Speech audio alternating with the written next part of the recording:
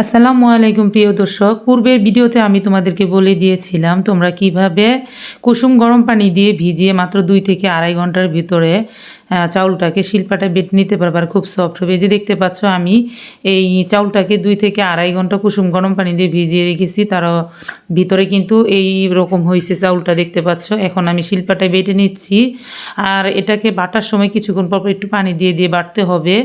আর এটা কিন্তু তোমার খুব সহজে মিহি হয়ে যাবে। তোমরা দেখতে পাচ্ছ এখানে আমি এক বাটা দিচ্ছি, তারপরে কিন্তু ভালোই মিহি দেখা যাচ্ছে।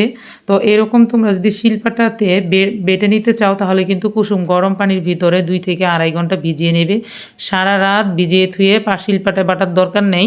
এখন অনেকে চাউলের গুঁড়া দিয়ে পিঠা তৈরি করতে পারো না, তারা কিন্তু এভাবে সহজভাবে পাটায় বেটে নিয়ে তারপরে কিন্তু পিঠাগুলো তৈরি করতে পারবা। তো আমার এখানে 2 বাটা দিয়ে নিচ্ছি, 1 বাটা হয়ে গেছে। তারপর আমি খুব ভালো করে শিলপাটাটাকে একদম ডোটা দিয়ে ভালো করেই করে নিলাম, কারণ অনেক সময় চাউলের দানা থাকে, সেটা যদি শিরিষে আটকে যায় তখন কিন্তু পিঠা তৈরি করতে কষ্ট হয়ে যায়। যার কারণে আমি খুব সুন্দর করে সারা পাটাটাকে মুছে মুছে প্রথম স্টেপে নিয়ে তারপরে দ্বিতীয় স্টেপে কিন্তু আমি আবারও বেটে নিলাম। এখন দেখতে পাচ্ছ আমার সম্পূর্ণ বাটা শেষ। আমি এখানে চাউল নিয়েছি প্রায় 1 পার একটু কম, মানে 250 গ্রামের অল্প একটু কম। আর এই যে দেখতে পাচ্ছ কতটা সুন্দরভাবে মিহি হয়েছে। এখন আমি সবগুলোকে আগের প্রসেসে কিন্তু শিলপাটা থেকে উঠিয়ে নিচ্ছি।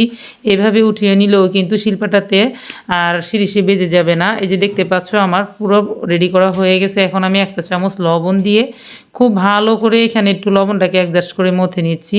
আর এখন আমি 2 ভাগে ভাগ করে ফুড কালার দিয়ে দেব। প্রিয় বন্ধুরা, তোমাদের কাছে যদি ফুড কালার ভালো লাগে তাহলে দিতে পারো, যদি ভালো না লাগে স্কিপ করতে পারো। আর আমি ফুটে ওঠার জন্য ফুড কালারটা দিয়ে থাকি। এই তো আমি বেশিরভাগই হোয়াইট কালার করে রেখে দেব, এর জন্য আমি এক সাইড করে সাদা কালারটা উঠাই নিলাম। এখন আমি কয়েক ড্রপস দিয়ে দিলাম ইয়েলো কালার, মানে হলুদ কালারটা। এখন আমি কালারটা খুব ভালো করে অ্যাডজাস্ট করে 2টা শিরিষ নিয়ে নিলাম। আর এখানে আমি একটা গোল বৃত্ত এঁকে নিয়েছি, এটার ভিতরে আজকে পিঠাটা তৈরি করে তোমাদেরকে দেখিয়ে দিচ্ছি। এখন শিরিষের ভিতরে ডোটাকে তৈরি করে নিলাম ভরে একদম। এখন আমি দেখো কিভাবে এই পিঠাটা তৈরি করে নিচ্ছি। এই পিঠাটার ডিজাইনটা তৈরি করা খুবই সহজ, একবার দেখে নিলেই তোমরা সবাই ইজিভাবে তৈরি করতে পারবে। আর এই পিঠাটা তৈরি করার পর দেখতে অনেক বেশি ভালো লাগে, একদম সূর্যমুখী ফুলের মতন লাগে। আর এই পিঠাটা তোমরা বানিয়ে কিন্তু বিয়ে বাড়ি ডালার অনুষ্ঠানে দিতে পারবা। ইদানিং কিন্তু খুবই বিয়ে হচ্ছে এই সময়টাতে, তো তোমরা চাইলে খুব সহজে এই পিঠাটা তৈরি করে নিতে পারবে। তোমাদের জন্য নতুন একটা ডিজাইন নিয়ে আসলাম। আর এই যে দেখতে পাচ্ছ প্রথম পিঠাটা আমি তোমাদেরকে তৈরি করে দেখিয়ে দিচ্ছি। ঠিক এভাবে আমি কয়েকটা পিঠা তৈরি করব। আর এই পিঠাটা তৈরি করতে করতে তোমাদের সাথে আমি ইউটিউব সম্পর্কে কিছু আলোচনা করে নিচ্ছি। একটা পিঠা কিন্তু আমার অলরেডি রেডি হয়ে গেছে আর দেখতে মাশাআল্লাহ অনেক বেশি সুন্দর লাগতেছে। জানি না তোমাদের কাছে কেমন লাগবে। এভাবে আমি আরও 2টা পিঠা তোমাদেরকে তৈরি করে দেখিয়ে দিয়ে বাকি পিঠাগুলো কিন্তু আমি একইভাবে তৈরি করে নেব।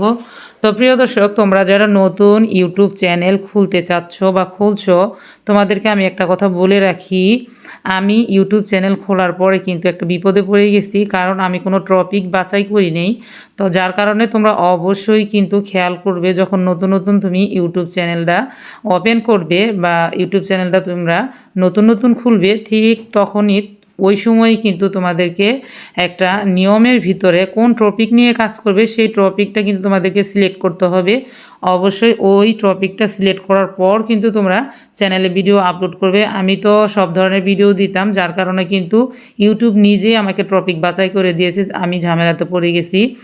আর বুঝতেই পারতেছো, যেমন তোমরা টেক ভিডিও নিয়ে কাজ করলে টেক ভিডিও দিবা, যে কোনো সাধারণ রান্নাবান্না নিয়ে কাজ করলে সেই রান্নাবান্না দিবা, অথচ ফানি ভিডিও করলে ফানি ভিডিও টপিকটাই তোমরা বাছাই করে সিলেক্ট করে নেবা। এরকম অনেক অনেক টপিক আছে, বিভিন্ন টপিকের বিভিন্ন নাম আছে, সেই নাম অনুযায়ী কিন্তু তোমরা সিলেক্ট করে নিতে পারো। আমার একটা ভিডিও হঠাৎ করে ভাইরাল হয়ে যায়, সেটি হচ্ছে পিঠার ভিডিও। তো যার কারণে কিন্তু আমি বিভিন্ন টপিক নিয়ে ভিডিও ছাড়ার পরও কিন্তু আমারটাতে ভিউ আসে না, কারণ তোমরা অনেকেই জানো না, একটা ভিডিও হুট করে ভাইরাল হয়ে গেলে, মানে একটা ভিডিওটা হুট করে ভাইরাল হয়ে গেলে সেই ভিডিওতে প্রচুর পরিমাণে ভিউ আসে, মনে করো 1 মিলিয়ন প্লাস ভিউ আসে। সেইখান থেকে সাবস্ক্রাইবার প্রায় 10,000 15,000 এরকম আসে। তো তারা কিন্তু অন্য কোনো ভিডিও দেখতে চায় না, যার কারণে কিন্তু মহাবিপদ। তো এর জন্য তোমাদেরকে বলে দিলাম, তোমরা অবশ্যই টপিকটাকে বাছাই করবা। প্রিয় দর্শক, পিঠাগুলো আমার খুব সুন্দরভাবে তৈরি করে নেওয়ার পর তোমরা দেখতেই পাচ্ছ একটা বড় পাতিলে আমি এভাবে নেট জাল বেঁধে দিয়ে তারপরে কিন্তু ভাপিয়ে নিচ্ছি, কারণ একটা একটা করে ভাপাতে গ্যাসের চুলায় অনেক বেশি সময় লাগবে, আর এই সময় কিন্তু গ্যাসের অনেক দাম। তো তোমরা চাইলে অনেকগুলো পিঠা একসাথে দিয়ে কিন্তু এভাবে ভাপিয়ে নিতে পারবে। তো আমি খুব কম সময়ে কিন্তু পিঠাগুলো ভাপিয়ে নিলাম, আর এখন আলতো হাতে টান দিয়ে তোমাদেরকে একটা পিঠা উঠিয়ে দেখিয়ে দিচ্ছি কিভাবে উঠিয়ে নিবে। আর ভাপানোর পিঠাটা কিন্তু অনেক সুন্দর শক্ত হয়েছে, নরম তুলতুলে, আর এটা কিন্তু ছিঁড়েও যায়নি, ভেঙেও যায়নি। ঠিক এভাবেই কিন্তু আমি এখন শুকিয়ে নেব সবগুলো পিঠিয়ে। এখানে আমি ছাড়াই নিচ্ছি, ছাড়াই নেওয়ার পর কিন্তু এখন শুকানো হয়ে গেছে, দেখতে পাচ্ছ। ভালো মতন রোদ থাকলে এক রোদেই শুকাতে পারবা। আর এগুলো এখন তোমরা সারা বছরের জন্য একটি এয়ারটাইট বক্সে রেখে কিন্তু সংরক্ষণ করতে পারবা। তবে যখনই ভাজার সময় হবে তখনই বের করে একটু রোদ্রে দিয়ে তারপরে কিন্তু ভাজবা, তাহলে পিঠাগুলো অনেক বেশি ফুলকো ফুলকো হবে। তো আমি কিন্তু রোদ থেকে নিয়ে এসে তোমাদের জন্য আজকে ভেজে দেখিয়ে দিচ্ছি। দেখতে পাচ্ছ পিঠাটা কিন্তু শুকানোর পর প্রতিটা পিঠা হুবহু খুব সুন্দরভাবে কিন্তু ওরকমভাবে আছে, কোনো ভাঙা চৌড়া বা কোনো কিছু হয়নি। তো তোমরা বুঝতেই পারছো এরকম একটা ডিজাইন তোমরা কিন্তু চাইলে তৈরি করতে পারবা। তো এখন আমি তোমাদেরকে ভেজে দেখিয়ে দেব আসলে এই পিঠাগুলা শুকানোর পর ভাজার পরে কতটা বেশি ফুলকো হয় সেটা তোমরা দেখলেই বুঝতে পারবা।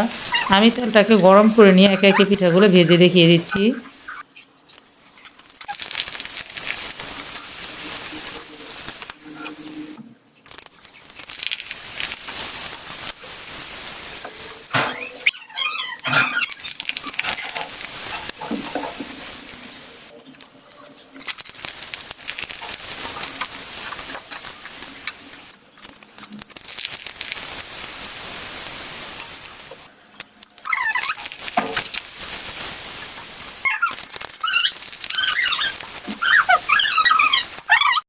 এই তো প্রিয় বন্ধুরা, দেখতে পাচ্ছ আমার পিঠাগুলো ভাজা হয়ে গেছে। এখন আমি কিন্তু গুড়ের একটু শিরা করে নিচ্ছি, আর এই শিরাটা কিন্তু পিঠার উপর ছড়িয়ে দিয়ে খেতে কিন্তু অনেক বেশি ভালো লাগে।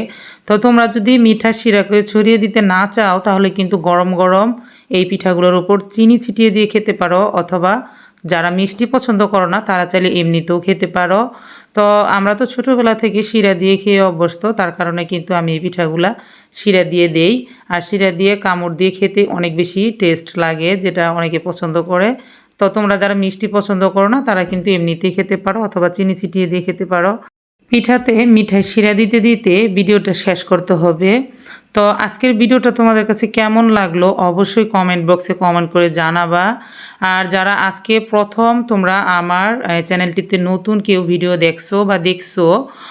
দেখেছিলে তারা অবশ্যই কিন্তু আমার চ্যানেলটিকে সাবস্ক্রাইব করে রাখবা। আর যারা পুরাতন আমার ভিউয়ার্সরা আছো তাদের সকলকে জানাই অসংখ্য ধন্যবাদ এতক্ষণ আমার এই ভিডিও জুড়ে থাকার জন্য। আর আজকের ভিডিও যদি তোমাদের কাছে ভালো লেগে থাকে তাহলে অবশ্যই একবার ট্রাই করবা, বেশি ভালো লাগলে ভিডিওটিতে একটি লাইক করে দেবা। আজ এই পর্যন্তই, আরও একদিন চলে আসবো তোমাদের জন্য নতুন কোনো ডিজাইনের পিঠা নিয়ে। ততক্ষণ পর্যন্ত সকলেই ভালো থাকবা। সকলকেই জানাই অসংখ্য ধন্যবাদ। আল্লাহ হাফেজ।